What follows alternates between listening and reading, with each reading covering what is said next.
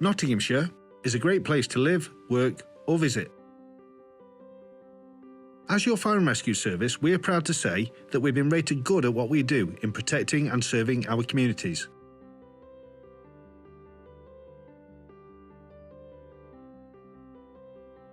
We are good at keeping people safe and secure,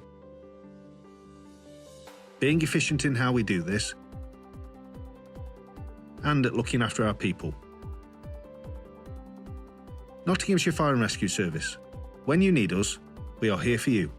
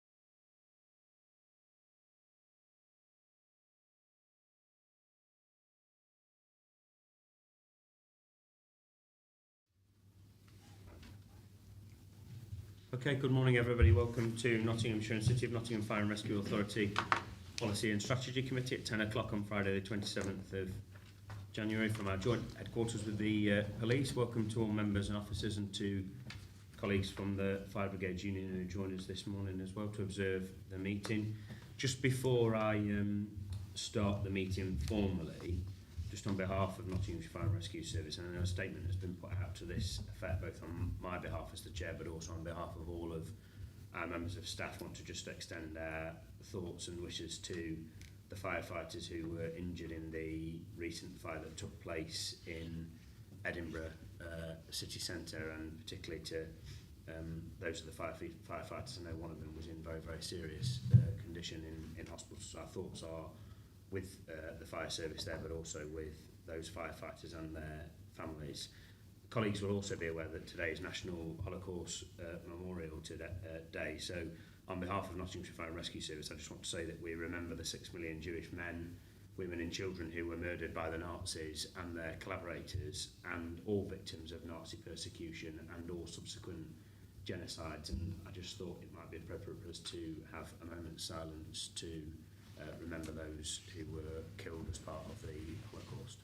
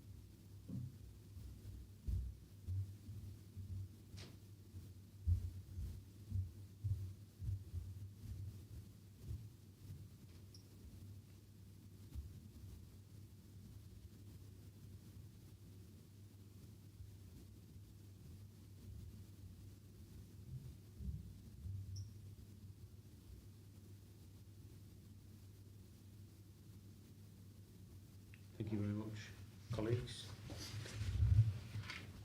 The first item on our formal agenda this morning then is apologies for absence. Have we any apologies? None that we're aware of at the moment. Okay, thank you. Item 2 then is declarations of interest. Are there any declarations of interest from any members or officers present in relation to any of the items on the agenda? Not seeing any indications.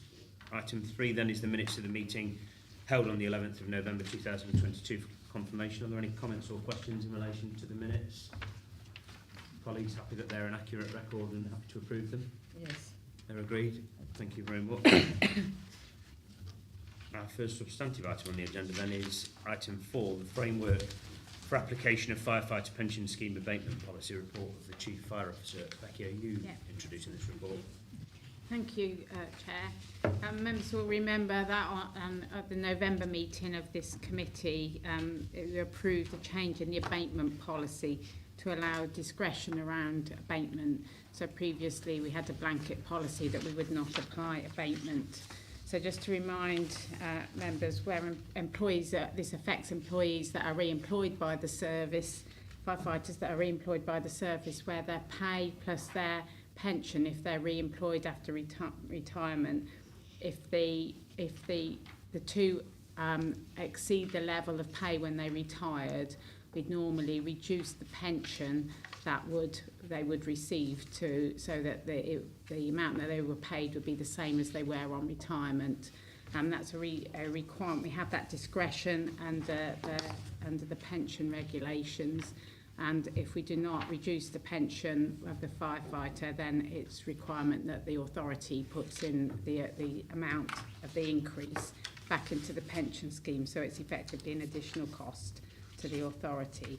But there may be some circumstances where we might wish to abate or to apply discretion around abatement. And also the LGA have recommended that we don't have a blanket policy regarding this anymore, which is why we changed the policy. So when we were discussing it at the last meeting, members would requested that we had a bit of a framework around it. So we had some criteria to decide whether we were going to apply abatement or not. And so requested a further report, which is what I brought today. So if you have a look at the recommendations, the rationale that I'm recommending is that there's an overall financial benefit in applying abatement or not applying the abatement. For example, we might need to recruit somebody from an external organisation or something. It might end up costing us more than if we'd reappointed the firefighter back into the service. So it might actually end up costing us more if we don't have discretion around the abatement. Also, it might be that re-employment is needed to enable the service to deliver a statutory or key function or project. So in that case, it might be considered more beneficial to not apply the abatement policy in that instance. So those are the two criteria that I was recommending, and we did also have a further discussion about whether it was appropriate just for the scheme manager and myself. I was going to apply those, make those decisions and then report back to pension board. But after further discussion here, I thought it might be a better idea if we set up an abatement discretions panel in line that we do with the local government pension scheme when we apply abatement, which would consist of Assistant Chief Fire Officer, Head of People and Organisation Development, and myself as the delegated scheme manager for the firefighters scheme. So those are the recommendations, and if anybody's got any questions, I'm happy to take them. Thank you, Becky. I think you've done precisely what was asked, which is just to provide a pathway through in terms of how decisions will be made, what the rationale is and justification for those decisions being made. Also, you've addressed and allayed concerns, I think, on behalf of members about you being open to, sole decision and the burden that puts on you as an individual, given that these decisions are about essentially people's life planning, aren't they? Yeah. Pensions, and I think it would have been unfair to put you in that position solely. And I think the idea of having three people on the panel means clearly you can't just have one person person overruling, other people. There's clearly got to be some agreement to come to in terms of the rationale that's set out. The one technical sort of question I've got is where will that abatement discretions panel report to? Presumably its decisions need to be reported through somewhere and members ought to be cited on those decisions. So would there be a yearly report or... They were all pension discretions, all discretionary decisions are reported through to the pension board in the first instance, and obviously we get the annual report that comes through to this committee annually, so we can report them back through that. Okay.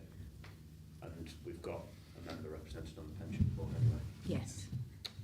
Okay, that's really helpful. Jonathan? Yeah, well, my question is basically to make sure that we get some, just for the public accountability, transparency, that we just have our reports, as long as if it's going to be a year or if we have to then look at perhaps every 6 months, if it's going to be more than, if it's only going to be obviously 1 or 2 decisions made and low value, then a year's fine in terms of the officer resource into it. But if it's going to be quite a bit of money spent, I think perhaps we look at twice a year. And if it's not to here, maybe to HR committee instead, just to put that through. It is consider it to be unlikely that we'd be making very many decisions in line with this, and the pension board meet 3 times a year, and Councillor Fielding is on the pension board. So. Okay.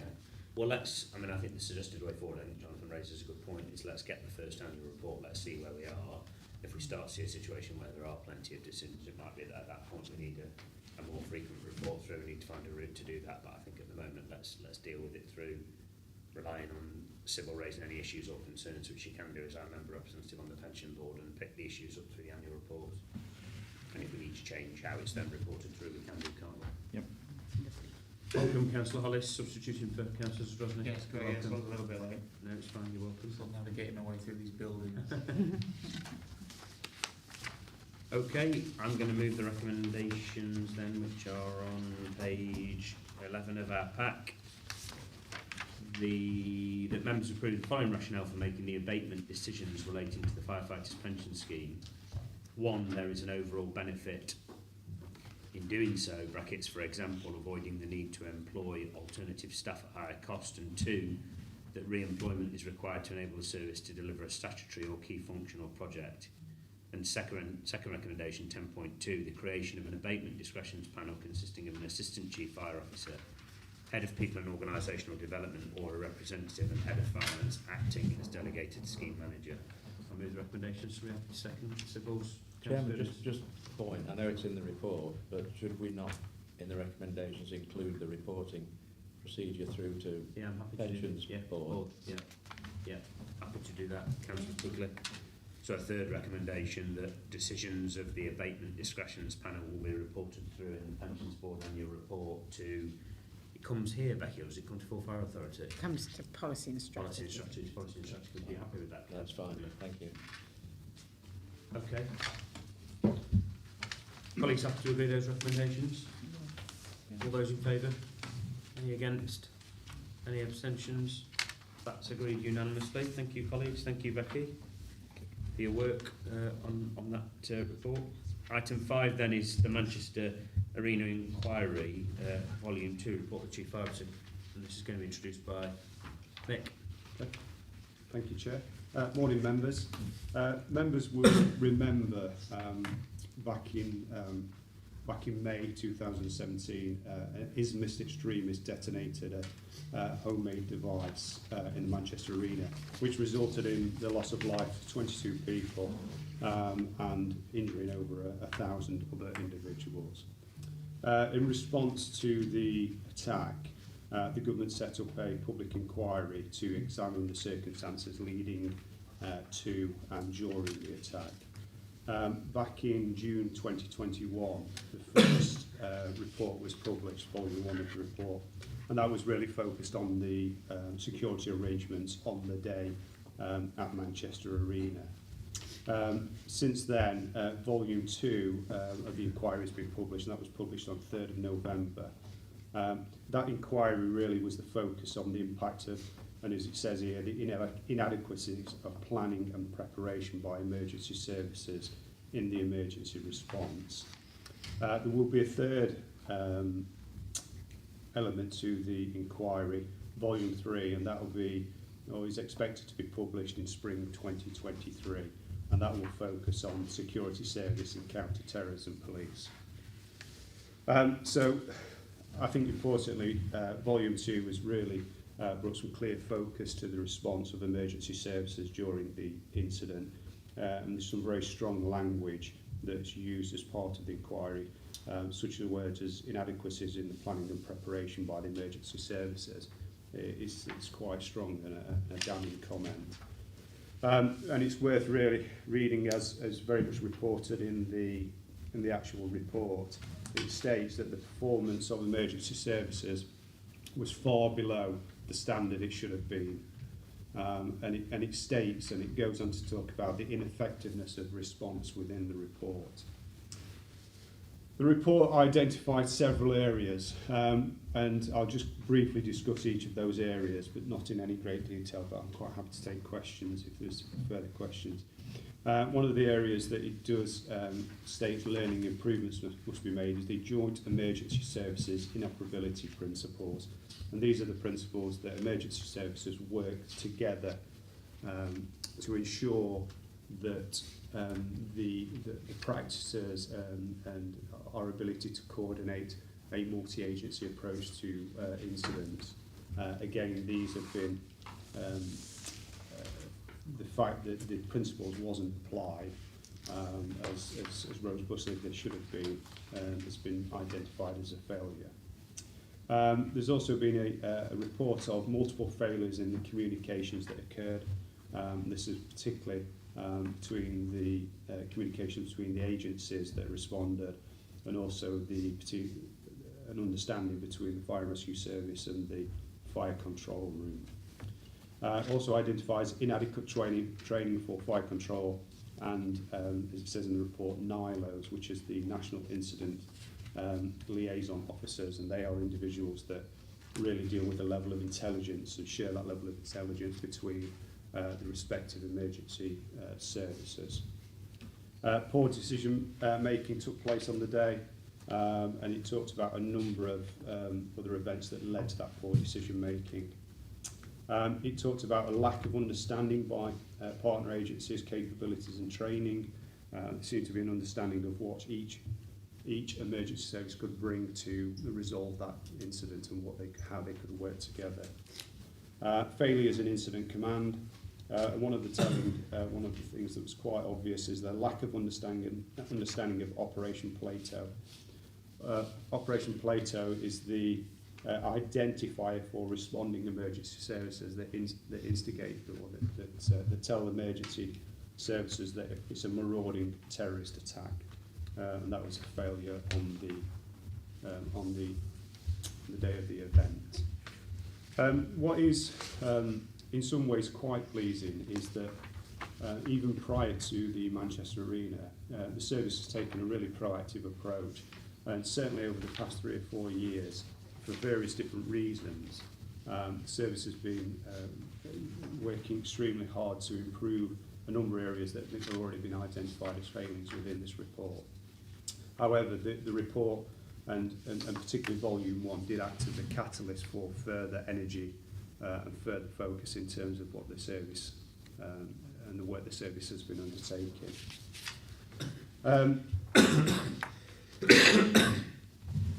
Whilst the service has done much work, there is still further work to be undertaken in terms of a review of operational policies and procedures relating to marauding terrorist attacks. As the report was received in November, we're still awaiting a sector response to the report. The National Chiefs Council are still considering the report, and they will put forward a collective sector response to the report and how we will learn lessons and move forward. Not just individual fire and rescue services, but also as a sector. Once that report has been received and the recommendations clearly identified, we'll further consider our actions and the impact on the service, and we'll then produce a further detailed action plan that will take on board the national recommendations. I think importantly, one of the things that's very striking about the report is about the relationships and also the importance of the Local Resilience Forum. And it's pleasing to report that the the resilience the Nottinghamshire Local Resilience Forum, can't get my words out, sorry, is very much proactively taking the report into its consideration and has formed a subgroup which will be led by ourselves in terms of coordinating the response to the Volume 2's recommendations. It's suggested that in terms of governance, that the progress against the recommendations will be reported internally through to the CRMP board and then periodically reported to members. That's it, Chair. Brilliant, thank you, Mick, for a very, very comprehensive report and an important piece of work. I mean, you can't really comprehend, can you, 22 people being killed and 1,017 people being injured and hundreds more suffering the trauma, the psychological trauma that you've outlined. A few things just sort of come to mind for me. There's a consistent theme, isn't there, throughout the Volume 2 recommendations of the report about a breakdown or poor communication between the fire service there as it was in Manchester and also partner agencies. And I just wonder what there are lessons to be learned about that, but I just wonder what we're proactively doing about that, because there is a consistent theme about communication. There's obviously this concern about risk aversion and whether or not risk aversion was used in the Grenfell report. There was clearly some risk aversion in the response to Grenfell as well.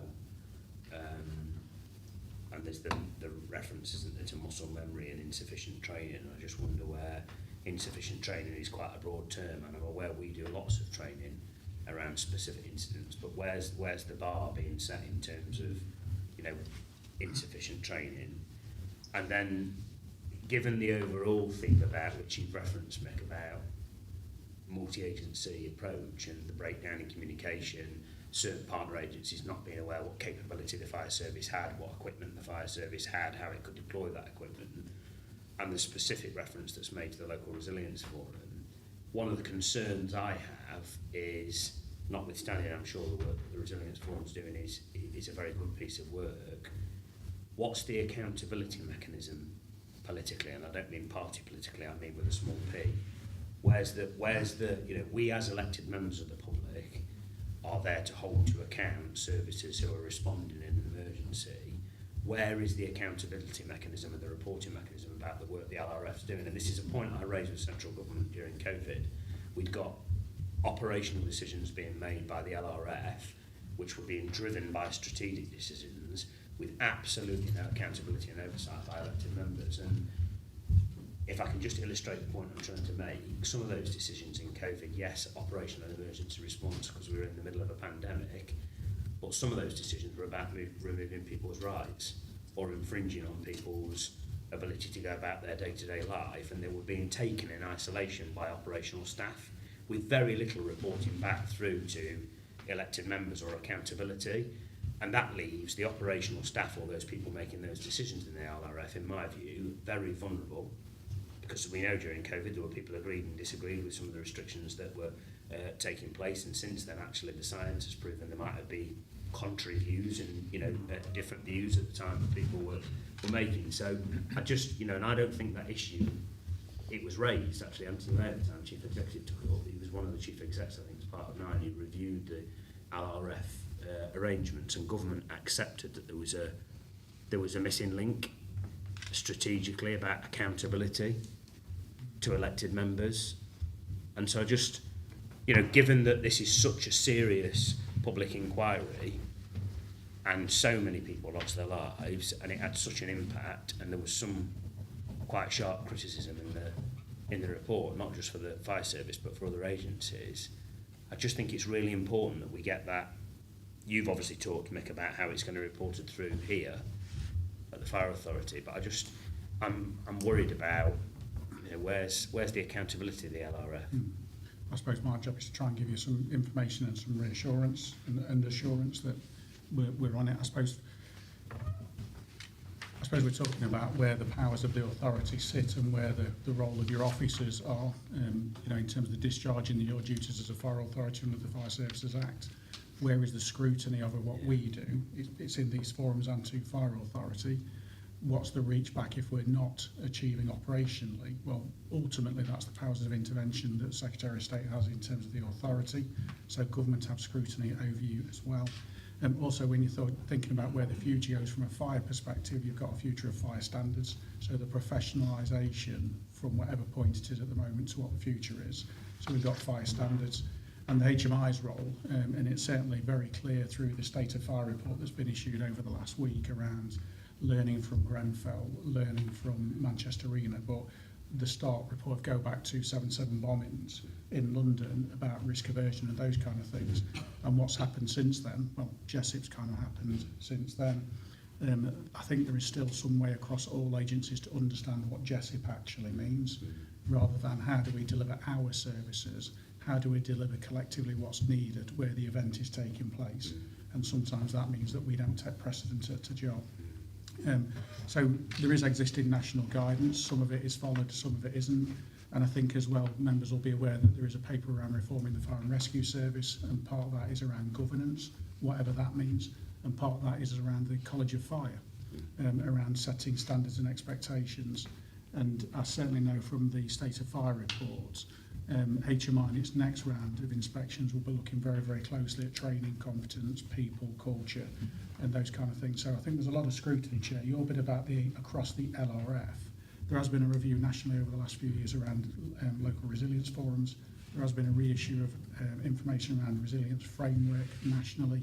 So there's a lot of things that are taking place there. I think the issue is going to come down to where does a member's role begin and end, and things like that's being mentioned nationally, whatever it ends up looking like, operational independence. So there's somewhere to go. I can't give you complete clarity at the moment, but there seems to be a lot of work going on. And I think what would be useful, I think at some point when we have got clarity as officers, to bring that back and what does that mean for the Fire Authority and its members.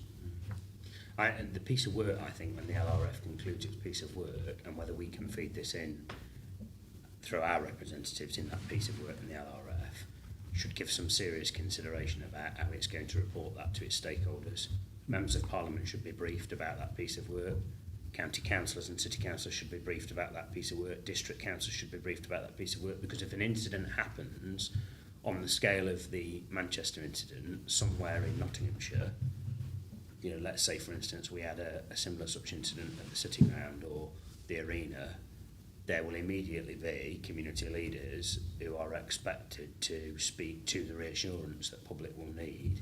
And if they've not got an understanding of what the LRF's train of thought is, lessons learned from the Manchester inquiry is, we'll be being criticised for breakdown in communication, people not knowing what's going on. So I just think, I made this point to Anthony during COVID. I think the LRF's got to get much better at where it's doing significant. This, in my view, is not just a day-to-day piece of work for the local resilience forum about emergency response. This was an event of significant public interest, and if something happened again, which is some of what came out in Saunders' inquiry, if this happened again, the fear of repeat incidents. So I would appreciate it if our representatives could feed into the LRF that they need to give some thought when the piece of work concludes about lessons learned and what actions, and I'm not talking about the service specifically, or the LRF as a machinery, how does it report that through to appropriate stakeholders, chief execs of the local authorities. I just think there should be a headline briefing that this piece of work's been conducted, these are the lessons learned, and these are the actions that are going to be taken, so that there's some accountability about the work the Resilience Forum is doing. The other point, and I don't want to make a party political point out of this, but the other point that just seriously concerned me in the report, which is referenced in the financial implications, is that this was a marauding terrorist attack, which may happen elsewhere, and yet reported in the report is a £26,000 drop in government funding in April for marauding terrorist attacks. I mean, I just don't know how you end up in that logical conclusion. We've got a public inquiry over here that's saying there's serious pressure that these incidents may arise again, and then we're being told that our funding is being cut by 26,000 down to 19,000 from the best part of, I think, 56,000 we were receiving previously. So I just, again, what representations have we made about that? What is that part of the settlement? Where does that sit in terms of the National Fire Chief Council considerations? Because we're a service that there might be other services that don't have buildings or venues, that potentially are open to the threat of an incident like this, but certainly we, representing Nottingham and Nottinghamshire, have a fair few in the county and the city. On the financial side, it was a review in terms of, if you think about new dimensions, when a lot of these things came in, and MTFA, Marauding Terrorist Firearms, as it was at the time, and joint operational procedures that have been developed over the last many years. There was initial funding from government to try and kickstart, pump prime all these things. And then there's been a kind of a new dimensions review taking place. Fire Chiefs Council has been heavily involved in that. There's been lead officers on that. There's been a lot of lobbying and review by Home Office and involvement around the risk and the threat. So is it marauding terrorist in the sense of it was firearms previously, or is it, you know, bladed weapons that we've seen in terms of London? Is it vehicle as a weapon? And you'll see some of the measures around the city centre in terms of mitigating vehicle as weapon. So big bollards on ends of streets that might be full of people on a Saturday. You know, you'll see those kind of things that have been put in around the city. So there's been a lot of lobbying and a lot of view of the risk assessments. We have got a good relationship in terms of the teams that we have locally, because not all services have dedicated teams for these things, more around a ballistic sense. But in terms of Fire Services Act and respond to terrorism more broadly, it's in the Fire Services Act in terms of training. So we don't anticipate the funding at the moment, given the planning we've been doing and all the challenges the authority has over funding. We don't believe that it affects the operational capability just because government have removed money. I'd also refer back to the fact of your integrated risk management plan. We have a duty to risk assess all foreseeable fire and rescue related risk. And if we've related that, we should have been building that in one sense over years, because it's a risk that we feel we face locally. And we tie into the national capability as well. So there's a national model response that we form part of. So the debate isn't over in that sense, Chair, around funding and teams and where does it sit even in the terms of a firefighter's role. Again, in the State of Fire report, the Commissioner, in terms of lead HMI, has talked about whether it should actually be paid for, because there are two other authorities that are paying firefighters additional money for that MTA response side. So there's a big debate that's going to keep trundling on, I suspect. Thank you. Mike? Just an operational question, really. In particular, the Manchester one. Who would have taken overall control? Because there's been a lot of controversy in the media and in the report about the police stopping other agencies going in to help those people that were injured. If an event took place in Nottingham, for instance, in a major venue, who would assume Gold Command? Would it be the police? In terms of things, so make it relatively simple firearms, it would be a police incident because they have the capability to confront and neutralise the threat, and they will coordinate. And that's the idea of the old JESIP principles. The idea is that commanders from all agencies co-locate on scene is one of the core principles, and then begin to communicate and get a joint understanding of risk. So the police, there would be a point at where they say, well, look, this is a type of incident that it is, we will take primacy at the moment. So if it was a building collapse where we've used, we would probably take the multi-agency lead on it. So, but this wasn't firearms; it was an explosion. So yeah, but it was a terrorist attack. The police would take. Yes. Yeah. The thing. I mean, I know the ambulance service in Manchester were pretty scathing about being prevented to go in and help injured people. And I think that's what comes out in the report about understanding what the risk was when people arrived at scene, and then the communication of that risk across all agencies, and declaring a major incident and what the actual threat was. I think I wouldn't want to have been there on the day making those decisions, and I know the report in hindsight is quite scathing, but I wasn't the one stood on the forecourt, or all the steps waiting, should I go in, is it safe, is there going to be another threat?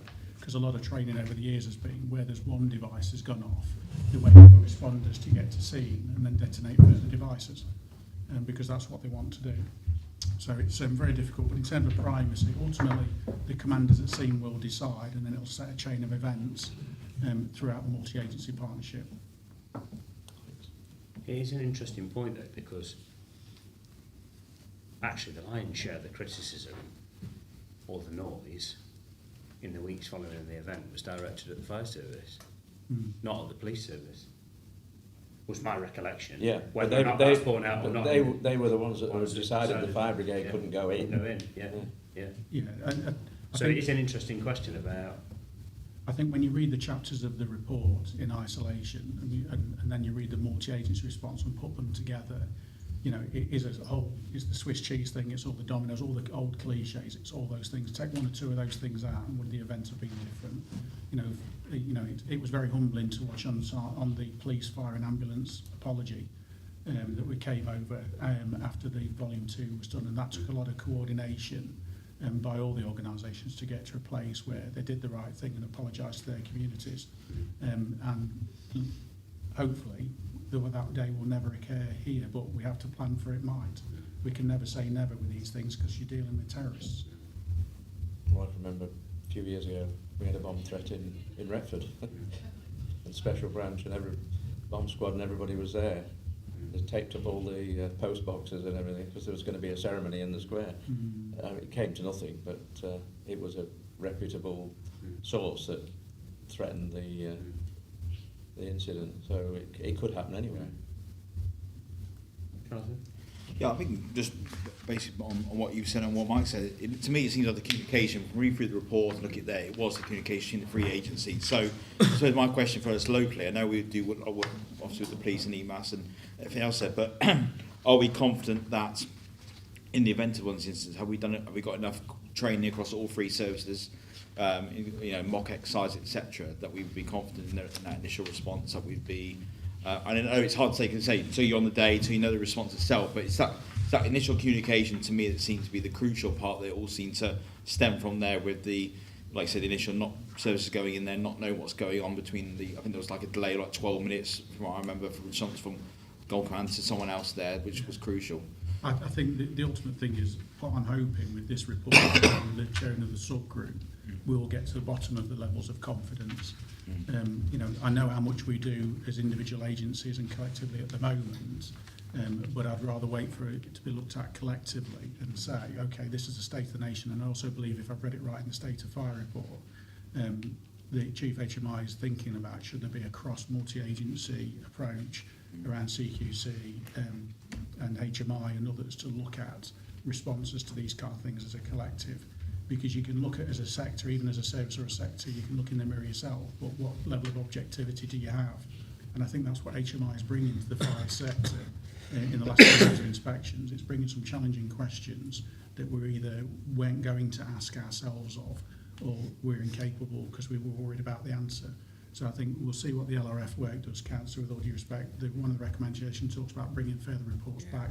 I've noted the Chair's view about wider reporting back through the LRF, in terms of like local authorities and members and what the implications might mean. So there is clearly a very big political, locally and nationally, interest in these kind of incidents. Thank you, Jonathan. Recommendation on page 18 and of the report, which are that we note the contents of this report and endorse the actions being taken by the service in response to the Manchester Arena inquiry recommendations, and that secondly we agree to receive further reports to enable monitoring and scrutiny of the implementation of learning. Move the recommendations. Somebody up to second them? No seconded yet? All those in favour? Any against? Any abstentions? Unanimously agreed. Thank you, colleagues. Item 6 then is His Majesty's Inspectorate of Constabulary and Fire and Rescue Services Areas for Improvement report, which was a to follow report and is in front of you on the buff-coloured paper. And Damien's in. You got a copy? No. Just copy. I've got copies. Damien is introducing this report. Super, thank you, Chair. So the purpose of this report is to update members on the service's response to the 2021 inspection by, at the time, Her Majesty's Inspector of Constabularies and Fire and Rescue Services. And members will be aware that there was a report presented to Full Fire Authority in September 2022, where it addressed the outcomes of that report and the 4 areas for improvement that were highlighted by HMIC FRS. You'll be aware that's a reduction from 24 areas for improvement from the previous inspection in 2018-19 and marks a significant improvement, which was accompanied by a good rating across all 3 pillars of inspection. The members at Full Fire Authority approved that we'd take a similar approach to last time in terms of addressing the areas for improvement and applying scrutiny and governance around those. And that was through the delegation of each area for improvement to a committee structure. It was agreed that there would be one AFI area for improvement allocated to Policy and Strategy Committee, and this paper presents that AFI and also the actions that have been taken by the service to address that. So the area for improvement that's delegated to this committee is around evaluation, and the specific wording is that the service should make sure it effectively monitors, reviews and evaluates the benefits and outcomes of any collaboration activity. So section 2.4 is an extract from the actual report itself, and that highlights that the Inspectorate is satisfied with the service's approach to monitoring, reviewing and evaluating the benefits and results of collaboration. However, it goes on to say that that evaluation is limited in scope and therefore could be broadened in order to facilitate better organisational learning. Evaluation is something that's been a hot topic over recent years, particularly within the service, and steps are already being taken by the service to improve our position around evaluation. And in section 2.5 it highlights the work streams that have been coordinated under this area for improvement to show the required development in this area. So within that, the service is reviewing its evaluation framework. This is something that's been used within the service for a number of years now, but making sure that that is fit for purpose, learning from best practice from other services where they've been highlighted as being particularly effective at evaluation, and making sure that it's embedded within our business approach to our annual delivery planning. Making continued efforts with Nottingham Trent University. So members may already be aware that we've got a doctorate student who is placed with the service, particularly looking at evaluation across service delivery. And her work is contributing to ensuring that the service has a thorough approach to evaluation, that we apply that learning, and also carrying out some specific evaluation areas as well. So we'll continue that work with Nottingham Trent University. And we'll also make sure that evaluations are continued or are considered within internal governance meetings, so that we have that scrutiny through the CRMP Assurance Board, which is chaired by the Chief Fire Officer, and we can continue to develop and learn from the work that we undertake. Of particular note in 2.7 is some work that we're doing with Kent Fire and Rescue Service. Members may be aware that we had the Tranche 3 reports presented by His Majesty's Inspectorate just last week, of which Kent featured outstanding in a number of areas, and were particularly highlighted around their evaluation framework and application of that. Similar with West Mid Fire and Rescue Service. We've now had a couple of meetings with each of those services to look at what we can learn from them and make sure we apply those here as well. So a short report, but work has started on this area for improvement, and it aims to be completed in early 2024, and the scale of that is mainly around the work that's been done with Nottingham Trent University with the doctorate student. It is proposed that regular updates are presented to members at pertinent times in order to keep you aware of progress against this. And ultimately, the area for improvement will be presented to this committee for closure once we're satisfied that the evaluation in this area for improvement has been suitably addressed. So there are just 3 recommendations, Chair, but happy to take any questions. Thank you, Damien. Very helpful. I think it would be, we have or have had in the past collaboration updates both come through Policy and Strategy Committee and full Fire Authority on occasion. Particularly I'm thinking about we've had Joint HQ, we've had other projects. I think it would be really helpful as part of this AFI to demonstrate, not just from a service perspective, from a governance perspective. I know you said we're going to be regularly updated on actions taken to address the AFI.